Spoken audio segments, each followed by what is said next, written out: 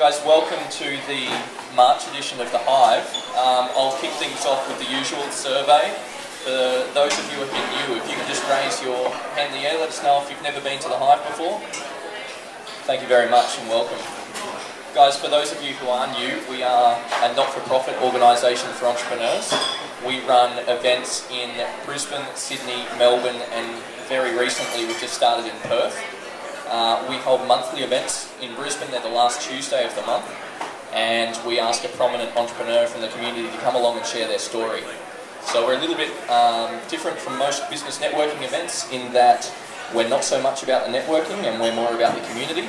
So the Hive is a platform for you to come along and share some thoughts, have a talk with people that are like-minded and not going to pull you down, and it's not really a platform to come and sell your wares. So as we provide free events to you and we're not selling anything, we appreciate if you don't sell anything to us while you're here. So the Hive is supported by some sponsors, as we are a not-for-profit. Nationally, across all of our events, we're sponsored by Deloitte Digital and RMIT University in Melbourne. We're also sponsored by Greystone Bar here tonight as a local sponsor, and SMS Global, which send out our SMS alerts for those of you that get those. Please do get across to the bar and buy a couple of drinks tonight, and thank Greystone for hosting us. They reserve this space for us every month, which is very nice, free of charge.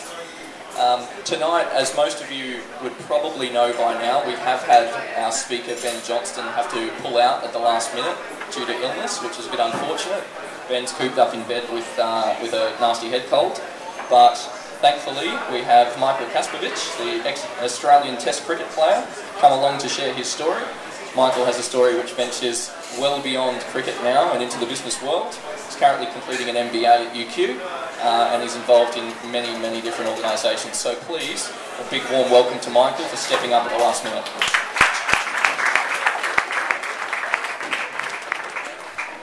Thanks very much, Mike. Yeah, look, first of all, for those people that are turning up tonight to talk about digital media and the new media and what that offers, good news. I'm not going to talk about Warnie and all Shane Warne's exploits, because it's not a sporty, and I understand exactly what's going on here. A couple of weeks ago I spoke, actually a couple of months ago I spoke to an emerging leaders function in the city. Similar thing, a lot more suits. So I feel at home here, having dressed quite a casual way. I've heard about the Hive. My wife is studying at QUT. She's doing media and mass communications at the moment. So she spoke about the Hive, and she heard about it and the function that it proposes. I was really keen when Ben did phone me this morning and said he's really sick, can you do me a favour? I understand how the networking operations work. It's called the favour bank. Now that means that if I deposit a favour in at some stage, I only get something back. And when we think about networks, that's exactly how it works, isn't it? It's like one big favour bank. You don't want to delve in there all the time. And you know when we talk, when you know the people where they're ringing you constantly, they're badgering you and all that type of thing, how that doesn't work and how this gets on your goat. Well, it's important, and what I've found even through cricket, that your time, when your needs, understand what you want, but when you get to that favour bank, make it worthwhile, and you'll find in your journey through your corporate careers, and that you'll find that that favour bank is very real and true. A couple of things tonight. I just really want to make this quite interactive. We've got a lot of noise around the place, so please bear with us, but I'll try and make it that way. So if you do have a question or a point to make, please at any stage just sort of put your hand up, and we'll try and address that at the end. I'm going to keep it fairly short, but at the end we're going to talk about just some questions. That's the idea of the exercise, for you to come here and to learn, to grab something and to take it away and to make you better at what you do. The one lesson, the massive, big, best lesson I learned from 19 years as a professional cricketer. I was 17 years old. I actually went to school at Brisbane State High, just up the street here. And the biggest lesson I learned through 19 years was about perception. Think about it, perception. We all we've got a perception about, everyone here would have had a perception about me before I got up. Oh, he's a fast bowler, he's a cricketer. Oh, he's going to tell probably some stories about Warnie, or Ricky Ponting perhaps, because he's just retired. there's a perception. I think politicians, along with sports people, are the second most perceived group of people going around, because without even meeting them, without coming across them or having any interaction, personal interaction, we're drawing an opinion. We're saying, I like him, I don't like him, and judging the way he looks, the way he dresses, the way he stands in the field, the way he kicks a football.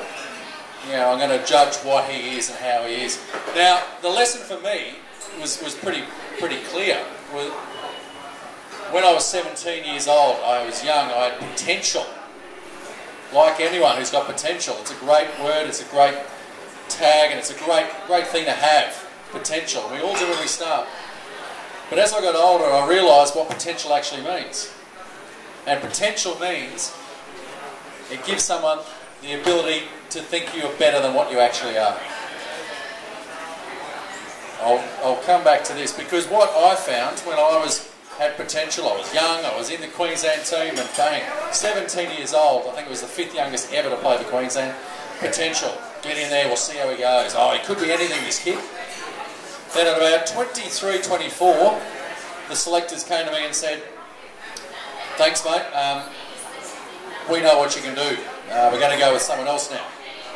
So the reason why I worked out what the meaning of potential was because I realised when they said to me, we know what you can do, in other words, they're telling me, I can't imagine you to be any better than what you are. And this is where the big lesson for me through cricket was that, you have to change that perception. Where somehow, even at 23, 24, it was up to me to change the perception of the selectors. Now, using marketing terms, I guess, the selectors were my customer. Really, weren't they? Because they were out there buying me. I was on the shelf, and I was a new product initially. Something new, something fresh, something exciting. Bang, let's go buy him. 5 years later, they've come to me and said, well, we see you at, the product life cycle. You're just on the other side there. We're going to go and try something else. There's a couple of other good things that have potential, and we'll imagine them to be better than what they actually are. So that was a big thing for me, and trying to find a way to change that perception. It's not easy. It's not easy, and I'm going to say, ask any rugby league player about it. It's not easy to change perception. But when you think about how to change perception, for me, was about finding somewhere where no one else is. A space that was empty, was free, and there was the opportunity for you to take up that space. A niche. And now everyone here, being entrepreneurs, are all looking for that space. You're looking to your customer, you're looking to find out what their needs are to try and match those needs. I went to India initially with the Australian team. There was injuries for all the big guys, all the big guns were all injured, and I got my chance to go play cricket over in India. Now back then, this was 1998. This was dial-up internet from your rooms. There was no such thing as sports drinks, and it was the height of just don't brush your teeth in the taps. You don't eat the seafood, don't eat the lettuce or salads or anything like that, you get sick, and we did. I'll tell you the one thing I did learn when I did play cricket over in India in that year, the best thing I learned was before you go to bed every night, make sure you put the toilet roll in the freezer. And that certainly had the soothing effect the following morning when things didn't work well. But you had to go out the next day and you had to play against the best players in the world, in Sachin Tendulkar and Rahul Dravid and a few other players there, on their conditions, the conditions that they had developed their skills on. It was the toughest thing, most challenging thing I've ever done. I lost 8 kilos in 3 weeks. And meanwhile, I was there, I was watching everyone else in the team, the cricket team, the Australian team at the time. They hated it. They hated being sick. I did too. They hated playing, away from home. It was 45 degrees. I did too. They hated the fact that the Indians were so fanatical about cricket and didn't give them any space at all, and your hotel room became your sanctuary. I sort of did. I thought, there's something in this. So for me, I did well in the last game. Like I said, I lost 8 kilos on that tour. Now, I a fat bloke in order to lose it. Had to lose it, but it just ripped off me. I've come back, most challenging thing ever, and I had some press, some media, come to me and say, "Oh, did you really? How'd you go? Why do you like India so much?" Because I kept saying, I saw everyone else saying they hate it. I want to get home. Let's get out of here. But I kept talking it up. I thought this is going to be my niche. This is going to be an area that no one else is going to be. I'm going to stand alone in this space. And that happened. I spoke to the media with the guys that I saw as my early adopters. They were the ones that were going to influence my customer. They were going to get out there and talk about me. Talk about me to my customer, and ultimately that's what happened. I had the media, I wasn't telling lies, I was just telling them the truth. I love India. I said it was a great opportunity, most challenging thing I ever did.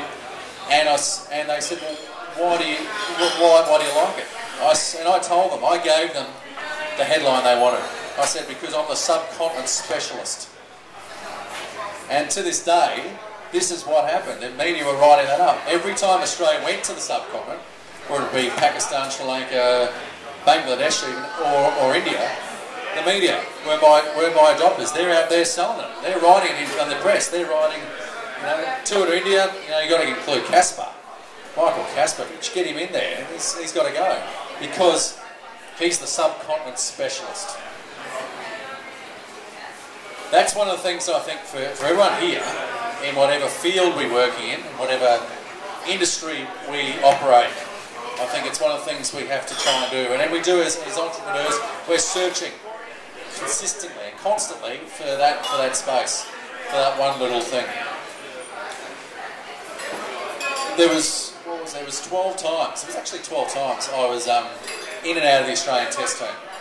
So out of the Australian team over 10 years I represented Australia, 19 years for Queensland, but in the 10 years I was in and out of the Australian team, 12 times.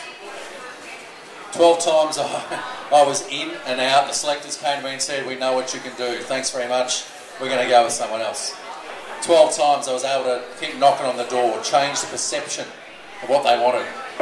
Put it this way, I had more recalls than I had to. So on Toyota now, I think. So that's my example. Something I really learnt from a professional sport aspect that I know you can take through. And generally speaking, a lot of stuff for sports people has to be said very simply.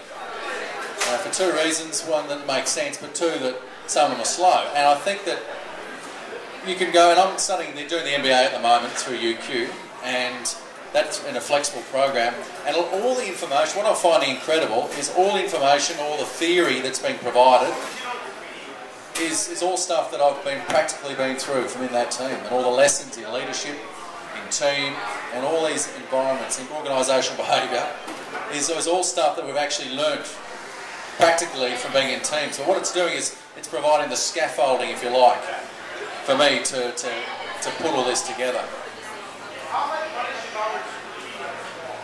The other thing with the selectors, my customers, was not only in India was that going to be my bag, my niche, but I also thought I've got to change things. I've got to change things in their eyes, the perception that they had of me as a bowler. And it's pretty simple as a product. We all see sports people, they got run up. And I thought I'd even be so different that I wouldn't go down the same route that everyone else is taking. And that being, anyone guess? Anyone have a guess? The best way to change your appearance, maybe, as a product? Australians, come on, think of Australian sports people. What do? Colour the hair, beautiful. Jewellery, tattoos, all that sort of stuff. No, I wasn't going to go there.